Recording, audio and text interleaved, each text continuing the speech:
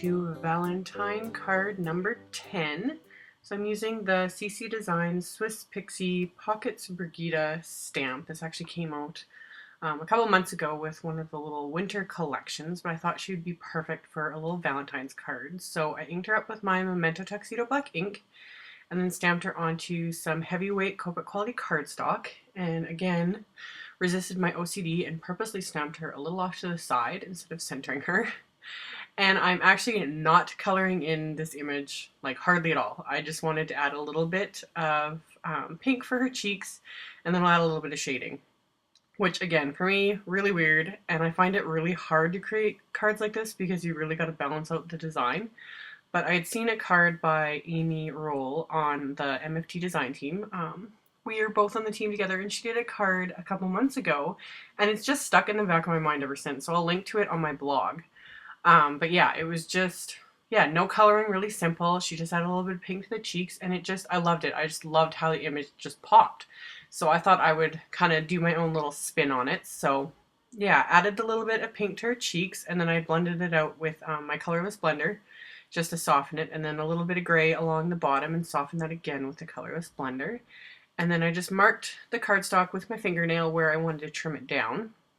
And then I always line up that little notch with the cutting area and trim that down. And then I'm using some old Stampin' Up. This is the old Going Gray cardstock. I still have so much cardstock I need to use up. So purposely pulled that out. And then I'm using the MFT straight background set with their Grout Gray ink.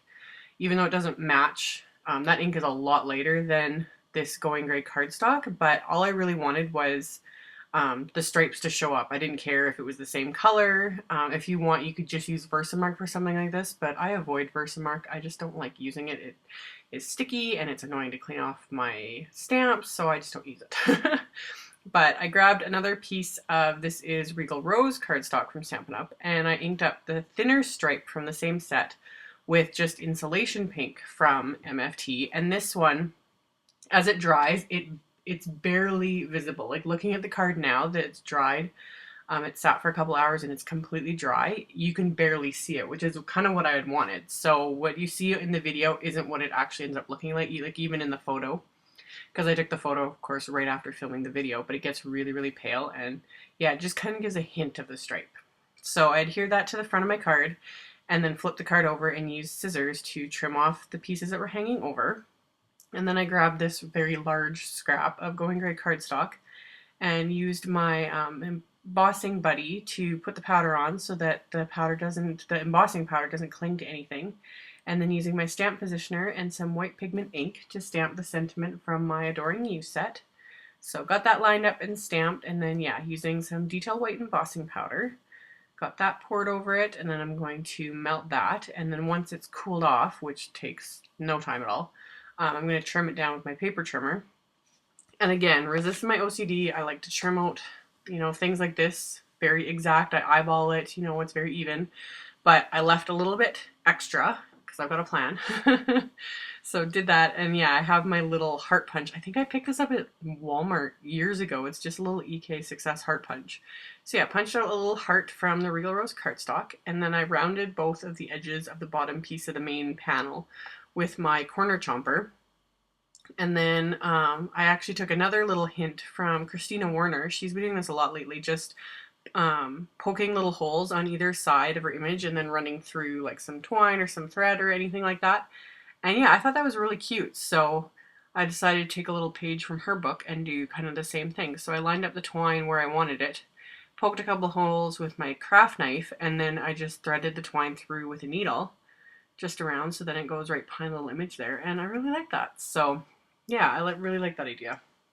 So tied that in a bow, and then popped a bunch of dimensionals on the little main panel there, so it's popped up a little bit because it just gives this a little extra something without going overboard. And then I popped up the sentiment as well, and then the little heart, I just used half a little dimensional there and popped that up, and that's it for the card front. So then I went back to do the inside of the card, so I grabbed the wider stripes again and the Grout Gray ink and stamped that on the inside of the card, same as I did on the outside.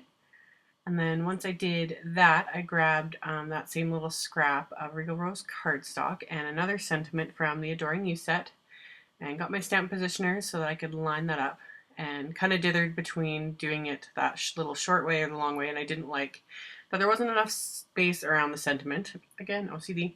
So tilted it back the way I wanted it, got it lined up, and then yeah, white embossing powder again. Yeah, I always use a coffee filter for this just because I can reuse it and reuse it and reuse it, and then I always filter it back into or funnel it back into the container. And yeah, so that works. And then trim down the sentiment after it was melted and cooled off and got it the way I wanted it. And then I grabbed another piece of white cardstock to use for a space to write something, and then rounded the bottom two edges because again, we got to go for continuity here. So got that adhered into place, and then I'm going to adhere the sentiment, and that's all there is to it. So as always, I'll post a link below to my blog post with links to all the supplies used. Thank you guys so much for watching, and I will see you all next time. Bye!